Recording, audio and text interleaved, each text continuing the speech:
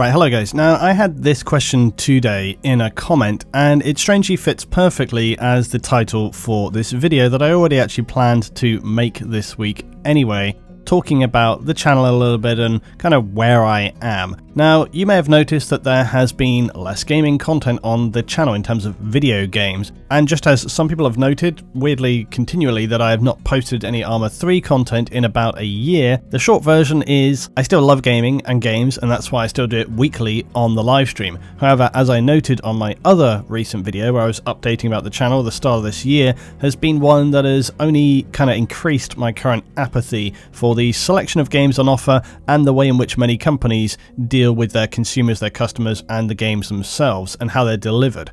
Anthem, for example, has been an unmitigated failure for a game that had been promoted as being the next big thing from BioWare, kind of causing into question the future of the company even. Battlefield 5 has been just okay, and now we've got to see our first look at Firestorm, the very much anticipated by Battlefield YouTube producers and streamers Battle Royale for Battlefield 5, and it looks boring. The end of round of it is incredibly, almost especially anticlimactic. It's the same non-event that all the Battlefield rounds of BF1 and BF5 are. It's kind of basically rounds over, whatever, time for the next one. Idiots. It just feels devoid of any purpose or achievement, and it's just an immediate pass for me on that. I don't get it. And plus it's behind a paid game, which is just, it seems to be like the non-thing for Battle Royale games for whatever reason. I mean, Jack said all along that when it came to Firestorm for Battlefield, it should have been a standalone game, probably for the reason that it should have been free, as you see with like Apex and Fortnite and all this kind of crap. But as many of you, I just don't have any interest. I'm no Fortnite or Apex player. It's not in my character, and frankly I'm actually very glad about that. The rinse repeating breathless grappling for materials and hoping not to be shot in the back by somebody who just by chance picked up better gear before you, it's not really something that gets my pulse racing. It really is just whatever for me. So what games have I been enjoying? Well, I still enjoy my management games, essentially anything that is creative, and I also love indie games because they aren't scared to do things that are actually new ideas and challenge you a little bit, even without the bajillions of dollars a studio like BioWare has at their disposal. Apparently having a huge studio and tons of resources and amazing artists and writers and a huge publisher and truckloads of money, it doesn't automatically equate to producing a game that's worth anyone's time. How that is possible is very beyond my understanding. Like how you can spend years and years and years working on something. I mean, it must be incredibly depressing, like if you work on that project and then you see the reaction from people, but on just many, many levels, it's a fundamental failure. But again, how that happens when you have so much sort of talent and resources and all of it should be impossible. But there you are. They're drinking the beer. They're drinking the beer out of the room. Being a hack. Right, that's it. King cats. And now the other cat is addicted to alcohol. My main king cat is addicted to alcohol. Gangster. Got fucking cirrhosis of the liver. So what about me in the channel? Well, it was obviously clear to me for some time that people enjoyed me talking about narratives, and not just 40k. My Dread stuff and other long form videos where I discuss things have always done, very well, comparatively well. And I want to try and cover also some other genres and series soon when it comes to lore narrative stuff, because I feel that's important for the future, which means I do want to do some Dread stuff. I do want to expand into things like maybe a little bit of Babylon 5, other things like this. We'll see where things go. We'll test the water. But I think people will be on board with that. At the same time, does it mean I'm going to just stop doing other stuff to take over that? No. Of course I want to carry on with what people are enjoying, because, a good YouTube producer should really read the audience. What are people enjoying? What direction do we need to go in? And also, ultimately, of course, do I enjoy doing this? Because there's no point really forcing it through, if I don't enjoy it. But I do enjoy this. I also want to do some other little bits and pieces, like I say, even if those are more brief lore overviews, like maybe factional stuff, maybe looks at individual planets within worlds, maybe interesting battles. The world's your oyster, because, variety, spice of life. As I've said before, I'm never one who's scared to not just hold my hands up and say this isn't working for me. There's never any shame in trying something and it not working out, because you tried it, you tried your best at this thing, and maybe it doesn't work. Well, that's okay. You just do something else. Choose a different direction. That's just living your life. Now, for me, gaming is obviously something that I love to bits, but in truth, this channel it never flourished in a very huge or meaningful way. I mean, just talking about games. As much as I enjoyed doing it, most of my Battlefield or general gaming discussions could get me, I guess, a modest amount of views on the videos, and the growth of those videos is not, you know, it never really was strong enough that I consider it worth investing hours of my time in at this point. That could be better spent on other content that people clearly prefer. And when it came to the armor stuff, like I say, I'd done it for a long time. I got pretty burned out. The logistics of dealing with a lot of other people was kind of getting stressful and irritating as well. You know, after a while, you do just kind of get tired of things. Not to mention the fact that I think personally, I don't think I initially realized it with armor, but I think I just kind of got bored with armor, you know, because I didn't have the same imagination. I didn't have the same excitement in coming up with new ideas for it and all these kind of things. Essentially, yeah, just burned out. You see, you just kind of run up against a wall. And like I said as well, like in terms of the viewing figures and stuff, I think that reflected in the viewing figures. I think people pick up on when you've kind of had enough of something, when you're tired of something, you know? And I think that came through in my videos. It was just very much like, here we are again, the guys are going to a thing, they're doing the thing, blah, blah, blah, and that's the end, right, thank you very much. You know, it got like that. And I think when you realize you're in that place, you just need to kind of move on and drop that and go to a different area. And that's kind of what happened. And, you know, so here we are.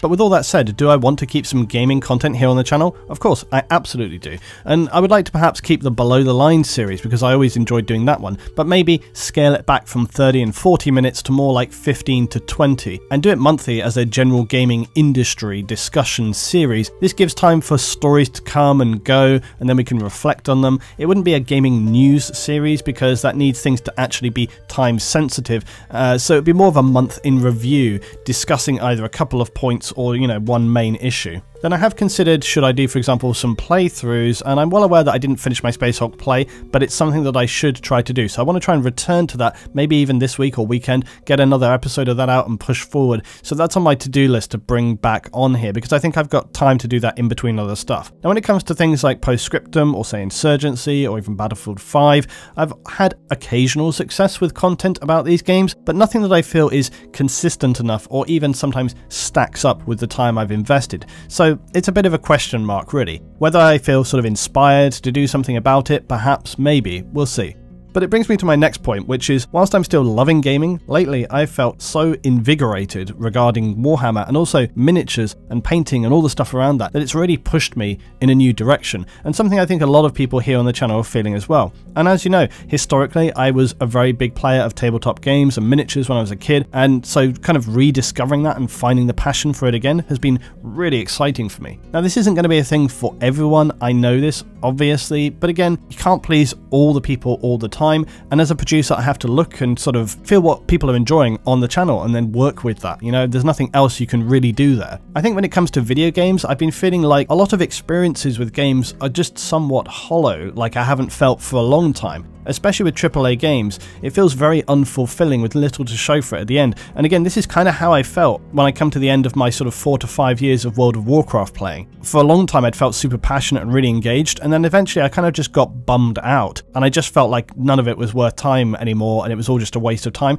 and I've just kind of been feeling like that, like it's just very unfulfilling. You know, we recently played on the live stream the most recent Tomb Raider, and it was mechanically fun. I enjoyed the mechanics and I enjoyed the sort of environment, but the story was just ridiculous, and the ending was the most waste of space simple mechanic boss fight that I've done in some time. It was just incredibly unfulfilling. And Battlefield, similarly, I had high hopes for it, but they never brought in private servers in terms of what you expect from a private server, and basically they said they never plan to in the future. That's what David Cerned actually said to me at the Battlefield event in Stockholm. So for me, that kind of kills Battlefield for me kind of stone cold dead, because private servers were where I was hoping to be at. I wanted to run servers, I wanted to build a community around it, I wanted to have third-party hosting stuff.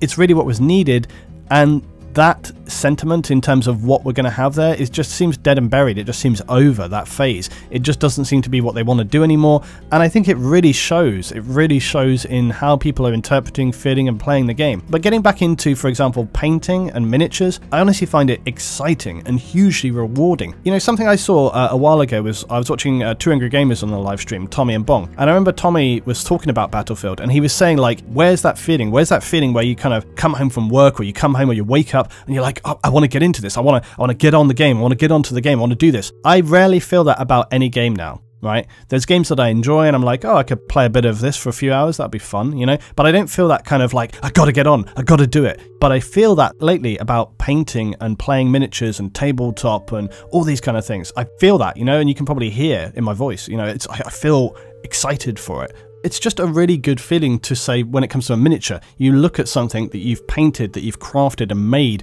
you hold it in your hand and you think, you know, I did this. I chose what painting I was going to do there. I chose how to do it, the technique, the time, the practice, the skill. You know, it's something that I brought together. That's a great feeling to have something physical and tangible, and you look at it and you're like, yeah, that's mine. And then you can, you know, put it to one side and you can keep it and you can keep remembering that, you can keep coming back to it. But Warhammer, the tabletop, the lore stuff, it's really sparked my imagination, like I say, like nothing really has for a long time. And I feel basically really invigorated and inspired to do so many things lately. I've been experimenting with bringing Necromunda onto the live stream, and that's developing nicely. And if you don't know what that is, I'll be talking about it soon in some videos. I've been exploring doing some RPG stuff like Dark Heresy. There's some of my guys on our Discord that have been talking about this, maybe bringing that with the community that I have in Discord onto the live stream, maybe YouTube as well for both of these. I've also been, of course, doing some painting streams, and this week the first terrain tutorial that I threw up on the YouTube channel, and again, some good feedback so far there, and maybe that's something that we can build on. I see so many people saying to me, like, you got me into this, you got me into 40k, or I didn't know what this was, but I'm loving it now, or I found it again. That's a really great feeling for me as well. It's very inspiring. People saying, you know, I want to know how to get into this. What else can you tell us? I also said I'm starting to work with some new sponsors like Siege Studios and Element Games, both offering some different things to you guys. One is a premium painting service. That's something that I'm going to be working with, and you guys can see. I'm probably going to get some stuff painted up so you can see it and you can see the kind of quality that comes back there. Element Games, they also do discounted Games Workshop products, and there's actually going to be giveaways that I'm going to do monthly with Element Games for you guys, giving away Games Workshop stuff. Unfortunately, that is going to be EU only, and I know that's always a bit, oh no, look, it's just the limitations that they have to work within, so it's EU based, but I will try to see if I myself can do some giveaways for you guys in the US so that everybody gets like a little bit of a share, alright, maybe even global, but you know, depending on where you live, you might have to cover the postage, alright. The other thing with Element Games is that they have an affiliate link that they have set up and that I'm going to be working with them. So again, if you are interested in getting into Warhammer 40k or just buying stuff in general for that, for, you know, building up your armies or working towards, I'm going to have an affiliate link, and that's going to be on all my videos. So if you want to buy something from Element, if you use my affiliate link, that's going to help me, help support the content that you enjoy, and help support the channel. So if you want to do that, that will be in all of my video links from here on out.